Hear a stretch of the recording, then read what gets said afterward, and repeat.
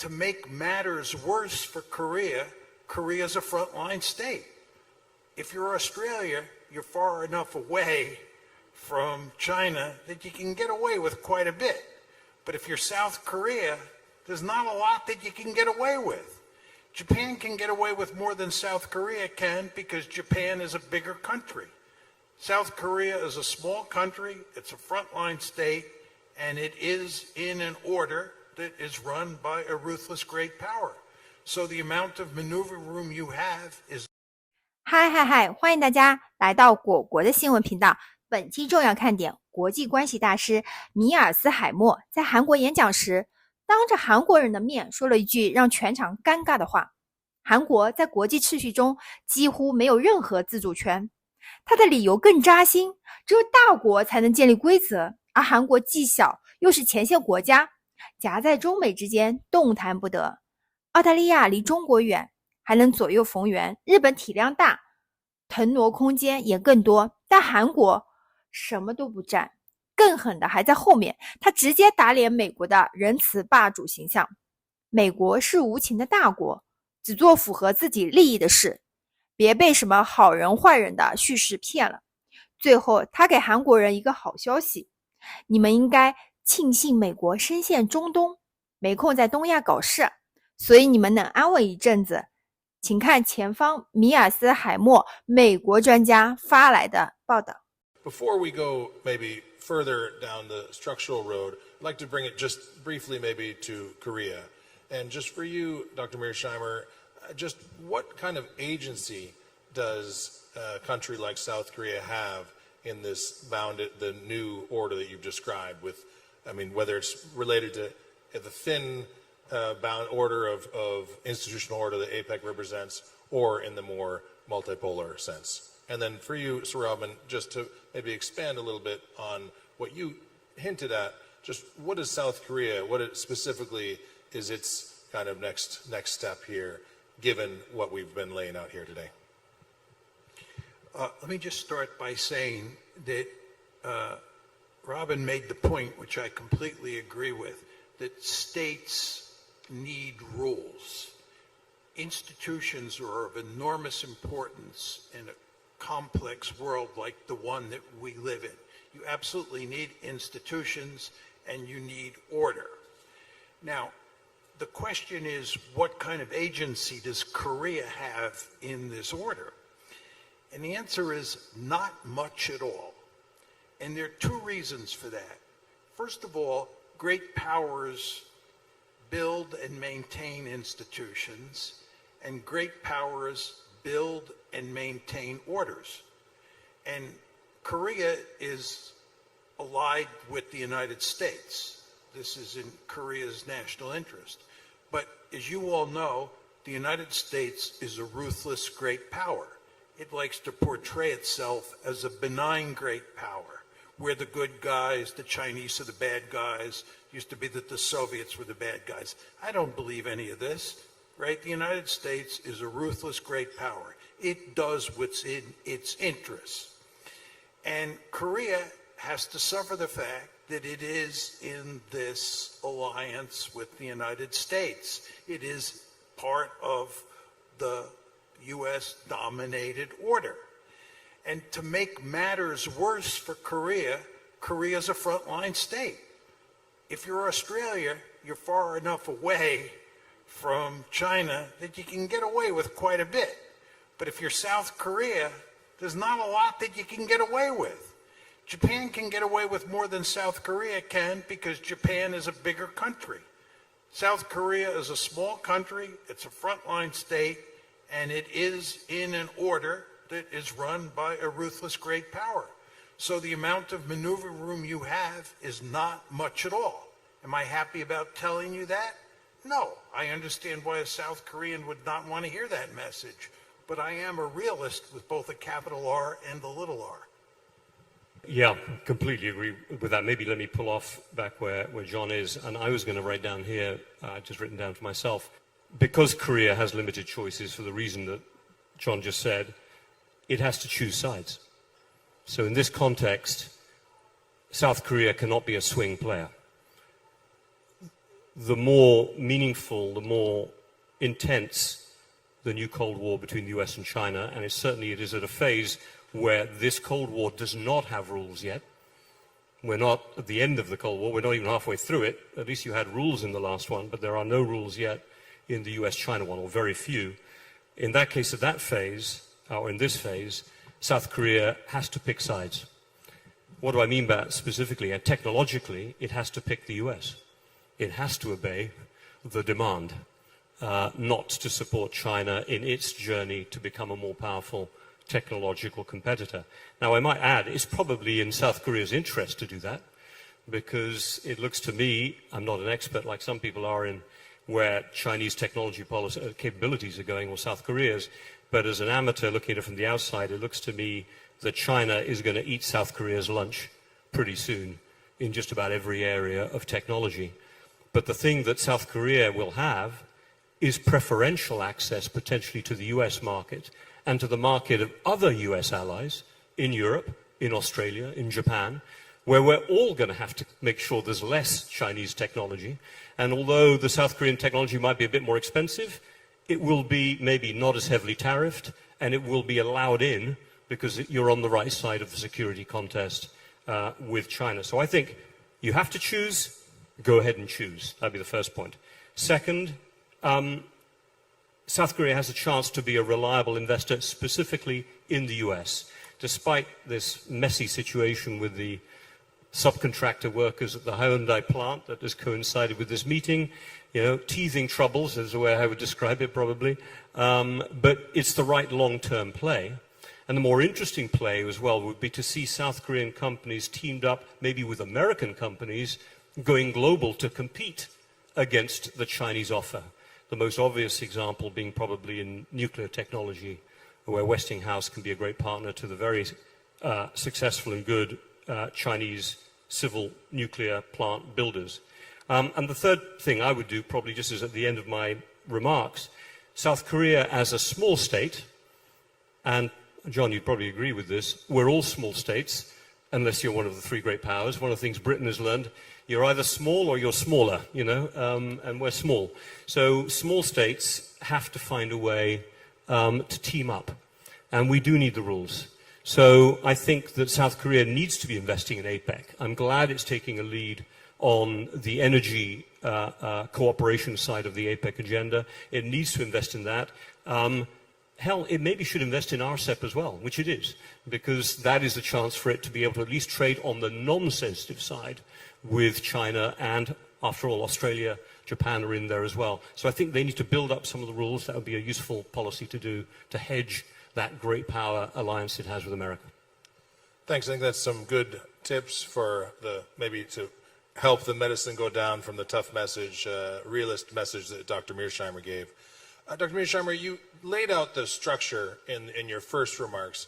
I'd like to just maybe go back to that a little and just ask, how do you see that maybe competition being managed? I mean, you set up the structure, you told us what the moment is like.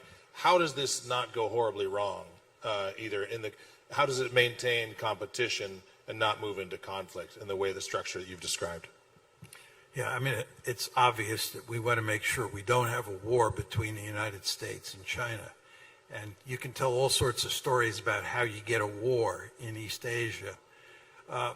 Here's the basic problem that you face. The basic problem is that anytime you get into a security competition involving countries like the United States and China, each side is trying to take advantage of the other side. They're competing for power. We're looking for opportunities to gain advantages over the Chinese, and the Chinese, for good reason, are looking to take advantage of us. I've said many times publicly, if I were the national security advisor, we want to push the Americans out of East Asia. We want to push them beyond the first island chain. We want to push them beyond the second island chain. And then we want to dominate East Asia. We want to tell the South Koreans and the Japanese that we call the tune in East Asia, and you dance to our tune. That's what I do. That's the way it works in the Western Hemisphere. That's how we run the Western Hemisphere. You've all heard about the Monroe Doctrine, right? But what you get here is you get two great powers who are competing with each other for advantage. When I was young, we used to talk about containment. You all know George Kennan was the father of containment. Then I came to realize, reading Bruce Cummings' work, you all know Bruce Cummings, I'm sure, who's one of the great Korean experts in the United States. But he taught me that the United States not only engaged in containment, we engaged in rollback. Rollback. And the first example of rollback was when we crossed the 38th parallel in 1950, right? We were trying to roll back the Soviets during the Cold War, right? So the problem that you face in the U.S.-China competition is the United States won't merely be concerned with containment, it'll be interested in rollback. And I don't have to tell you that the mere mention of the word rollback tells you there's potential trouble. Now, just to get to the management side of the story, the upside, and it's a qualified upside, is we're talking about two countries that have lots of nuclear weapons. And you all know what happens if nuclear weapons get used. Not good things. So we have a very powerful incentive to make sure that we don't get into a crisis, and that if we do get into a crisis, we manage it because of nuclear weapons.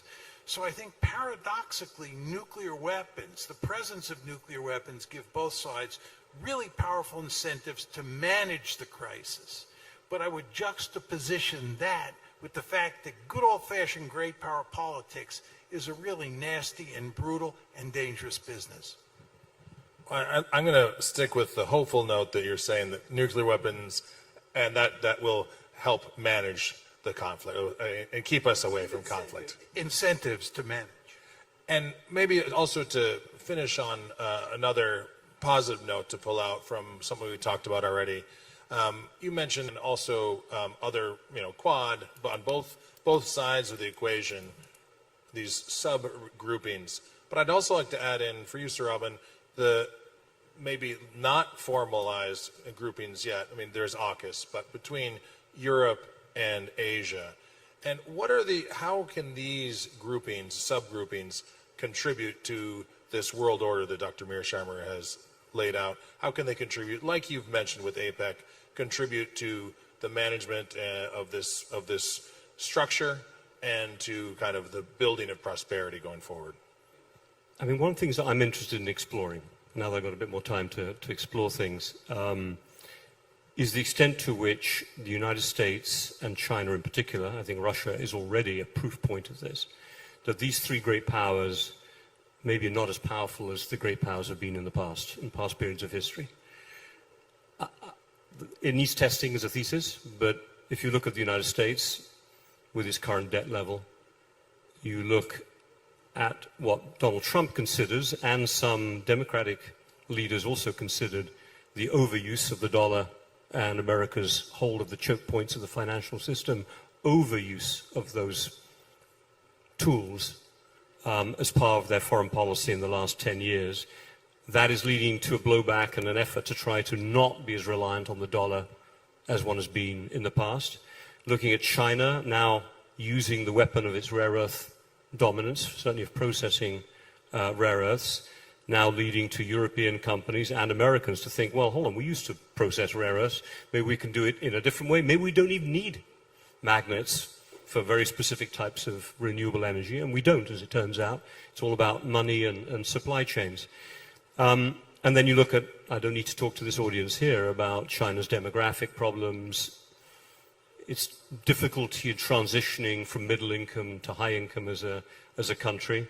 It strikes me this is an interesting moment for countries like Japan, like South Korea, like Australia, like Canada within APEC, but also, to your point, countries like Britain, Germany, France, the European Union as a whole, to think about how they can try to build up structures of cooperation that recognize the realities that we're still in a strongman world. We haven't got yet to a position, and we may never, where they don't wield ultimate influence, but certainly try to push it in that direction. And I think here, being a poison pill inside other institutions is not a bad thing. That's why I wanted to mention the BRICS. Clearly, China would like to use the BRICS club, and Russia would like to use it as a counterpoint to the G7. But, with India in there, which has a hugely suspicious relationship, to put it mildly, with China. With Brazil, again, not wanting to be couched as a pure anti-American player, it strikes me that's going to be a very difficult bounded order, if I can call BRICS a bounded order, to try to use to balance the existing or continuing American bounded order built around what is still obviously a very much existing NATO. So it strikes me that you don't have a Warsaw Pact against NATO moment like you had in the last Cold War. In a way, both sides are trying to build teams, but the teams aren't as committed and maybe not quite as dependent as they were the last time round. After all, yes, Russia is a nuclear power that threatens Europe, but Russia is struggling just to beat Ukraine. I mean, Ukraine, it's remarkable. So I think that there's an opportunity here, and we're seeing it with European countries trying to sustain some of the partnerships with their Asian counterparts to say, look, maybe we need to have our own life raft. Let's not rely as much on America for our future security. Who knows where it will be there, where it will be after Trump has stepped down. Let's start developing our own future combat aircraft things like the Brits are doing with the Italians and the Japanese. Let's keep up some form of Indo-Pacific strategy. Let's perhaps create an EU TPP trade deal that's being discussed right now. There's an EU-India deal that's perhaps going to be built at the moment. I think the smaller states are trying to test the thesis that we're not going to be dominated by the big ones next time round. At least you've got to try. They might fail, but have a go at it. Can I make an optimistic, quasi-optimistic point? You know, I never want to be too optimistic. But it's important to understand that the United States cares greatly about three areas of the world. Europe, which has historically been the most important area of the world to the United States, but no longer is. The Middle East, and here mainly the Persian Gulf. And then three, East Asia. And East Asia is the most important of the world, part of the world for the United States strategically today because of the U.S.-China competition. But the fact is that the United States is deeply enmeshed in wars in the Middle East, mainly because of our alliance with Israel. And there's a good chance, as you know, we may go to war against Iran in the fall. And furthermore, we're deeply enmeshed in the Ukraine war. We're trying like crazy to get out, at least Trump is, but he's been unsuccessful. The fact that we're enmeshed in the Middle East and we're enmeshed in Europe means that the last thing we want is a crisis in East Asia. Have you all been noticing that President Trump is going to great lengths to make sure we don't have trouble in East Asia? Because we would be really in the deep kimchi. And the reason is that we have all sorts of military liabilities vis-a-vis China in terms of our force structure here, because we haven't paid enough attention to building up our force structure. Plus, we're pinned down in East Asia, in Europe and in the Middle East. So I think that one can make an argument for the foreseeable future. It's likely that there won't be a major crisis in East Asia, and that is all for the good. So all of this is to say, you Koreans should hope that the United States remains deeply engaged in the Middle East and deeply engaged in Europe so that we don't cause any trouble in East Asia and you live peacefully for the foreseeable future. 视频看完了，著名国际关系学者米尔斯海默用冷峻的现实主义视角，给韩国开出了一剂苦口良药。在中美新冷战格局中，韩国几乎没有任何自主权。他的核心论点有两点：第一，只有大国才能建立和维持国际秩序，韩国与美国结盟符合自身利益，但必须承受以无情大国结盟的代价。第二，韩国是前线国家，不像澳大利亚那样远离中国可以左右逢源，也不像日本那样体量够大，有更多腾挪空间。韩国既小又处在火线上，米尔斯海默毫不留情地戳破了美国的善良面具。他直言美国是一个无情的大国，他只做符合自身利益的事。美国喜欢把自己描绘成好人，把别的国家描绘成坏人，就像过去把苏联当坏蛋一样。但这都是叙事包装。大国政治本质上就是肮脏、残酷和危险的生意。美国在西半球实行门罗主义，强迫拉美国家跳美国的舞，在东亚也会如法炮制。韩国的别无选择，罗宾爵士补充了更具体的政策含义：韩国必须选边站，不能当摇摆者。在技术领域，韩国必须服从美国的要求，不支持中国成为更强大的技术竞争者。虽然中国可能很快在各个技术领域吃掉韩国的午餐，这是一个交易，用技术自主权换取市场准入权。小国的生存策略：一、面对如此严峻的结构性约束，米尔斯海默和罗宾也给出了一些止痛药。投资多边机制，韩国应该加强 APEC、东盟等平台的投入，至少在非敏感领域保持与中国贸易往来。二、联合投资，韩国企业应以美企合作走出去，比如在核电技术领域，韩国以西屋电器联手对抗中国方案。三、小国抱团，罗宾强调他们都是小国，除了3个大国，其他都要学会合作自保。米尔斯海默最后抛出了一个黑色幽默式好消息，因为美国深陷中东和欧洲，无暇在东亚发生事，所以韩国可以享受一段和平时期。他甚至建议韩国人应该希望美国继续深度卷入中东和欧洲，这样东亚就不会有危机。这场演讲展示了进攻性现实主义的冷酷逻辑。国际政治中没有永久的道德，只有永恒的利益。韩国这样的中等强国，既无法改变结构，也无法退出游戏，只能在大国博弈中左逢中寻找生存空间。米尔斯海默的诚实或许残酷，但比虚假的安慰更有价值。认清现实才是制定有效战略的起点。谢谢大家观看，喜欢的请点赞、评论加订阅，你的支持是我最大动力。比心，明天见，拜拜。